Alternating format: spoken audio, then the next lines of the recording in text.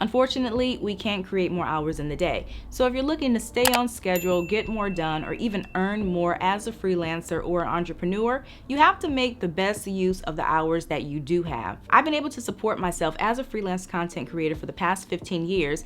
And for those of you who don't know, in addition to the channel, I'm also a personal finance writer. And over the years, I have adopted several techniques that have helped me get the most work done in the least amount of time that not only boost my productivity, but also my bottom line. So today we're looking at a few tips that can help shave a lot of time off of your daily tasks, including a few that I use myself. So the first tip is to use inbox pause. Depending on what you do, you might receive several emails throughout the day that can distract you and slow you down. But this is a tool that can help you stay focused and on track because it basically stops new emails from coming into your inbox. And the best part is that you can pause these messages for however long you want, and when you're ready to deal with them, simply unpause, and at that point the messages will appear in your inbox. Another tip is to dictate rather than write. For years now, I have been using dictation for practically everything, from writing emails to outlining my work and even writing my articles. And honestly, I cannot tell you the last time I actually sat down and typed out an entire article. And it works so well because I can speak faster than I can type. So on average, it might only take me 10 minutes to come up with a rough draft for a 500-word article, which completely speeds up my workday. And I don't use any special software for this. From the very beginning, I've only ever used my phone and my computer's dictation. And surprisingly, it is pretty accurate, so my editing process is also faster. Another tip is to decompress after solving a tough problem. Dealing with an issue or finishing a hard task can be mentally taxing, but one thing that I have found to be very effective is to take a 10 to 15-minute break after solving a problem, if possible. And the break, it doesn't have to be anything elaborate. It can be something as simple as getting some fresh air, getting something to drink, or maybe just stepping away from your computer for a few minutes. I find that I'm not as focused or alert when I jump into a new task immediately after solving a problem.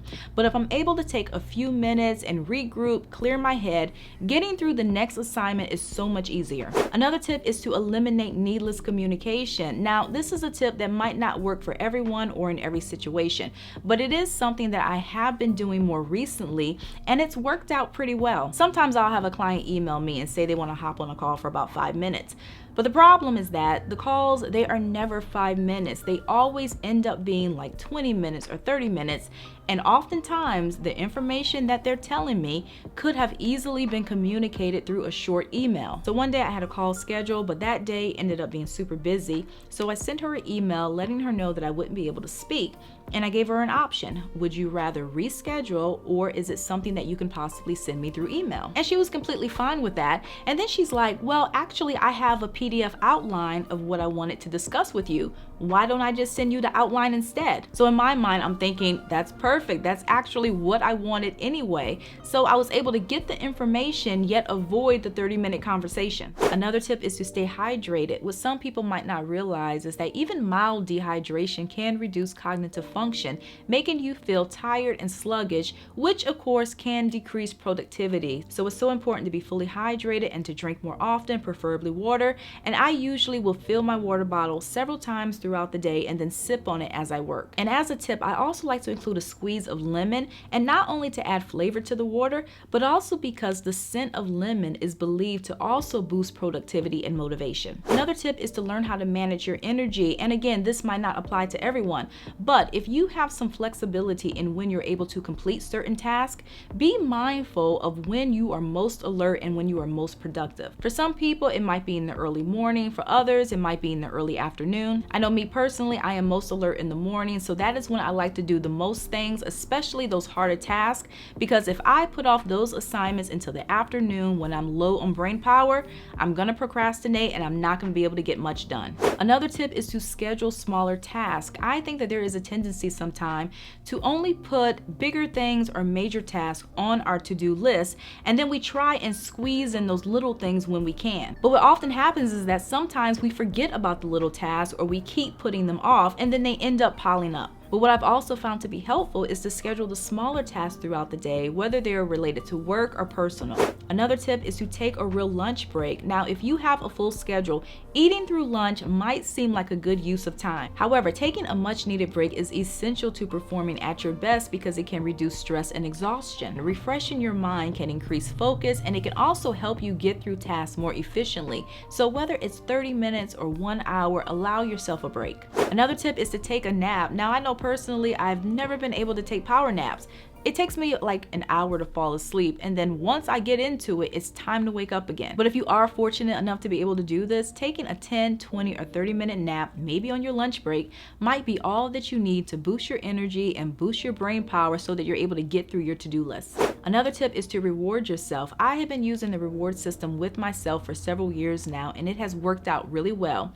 And basically, in order to help me stay focused throughout the day, I will put off something that I want to do until I get to a certain point in my workload. And just to give you an example, if I want to take a break and maybe go for a 10-minute walk or grab a cup of coffee, I don't allow myself to do this until I get to a certain stopping point in my work. And over the years, I have found this to be really effective because it not only keeps me focused and motivated, but it helps me not to procrastinate, where I'm able to just zone in on what I'm doing and get it done because I want the reward.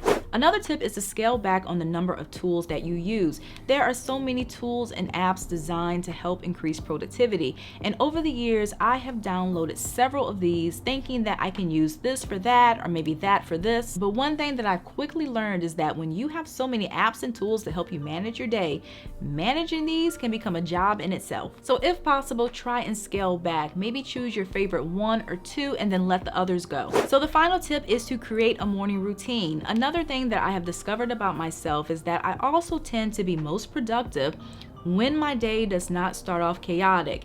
If the day starts off bad, or if I start off behind schedule, it just continues and I'm never able to catch up. But once I came up with a morning routine and actually stuck with it, which included getting up earlier, exercising, reading, enjoying some quiet time, it was really game changer and things started to fall into place. And to be honest with you, I really can't even explain why, but there is something about a morning routine that sets the tone for the day. So that's all that I have for you guys today. Thank you for watching. I really hope you enjoyed this video, and if you did, please give me a thumbs up. And if you haven't already, definitely consider subscribing. We talk a lot about personal finance. So if you like videos like this, I do post every weekend and sometimes during the week. Thank you again for watching, and I'll see you in a few days.